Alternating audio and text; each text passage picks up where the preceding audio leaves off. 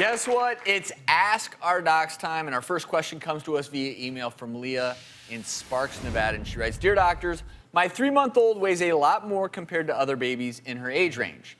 When should I start worrying if my baby is overweight? And is it too early to start to trim baby fat? Ooh, hey, that's actually a really common question, Leah. And I never worry about a large, chubby baby until, at least not even until 6 months usually. And a couple of tips. First, breastfeed. That's one of the best ways to have a nice lean baby. Studies show that the longer they breastfeed and more exclusively, the less likely they are to become obese as older children.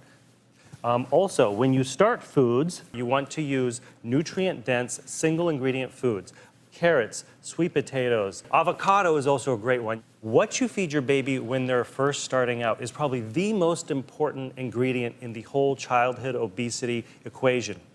Because when they start eating at 6 months, they have no idea what food is supposed to taste like. So whatever you give them is what they're going to develop a taste for. So if they're getting wholesome foods, whole grains, organic fruits, veggies, avocado, things like that, things that are good for them, that's what they're going to crave as they get older. If they're getting crackers and juice and cookies, even if it's just once in a while, they're going to like that stuff because it tastes good. And then pretty soon you have a 9-month-old, a 1-year-old that wants cookies when they're hungry instead of carrots.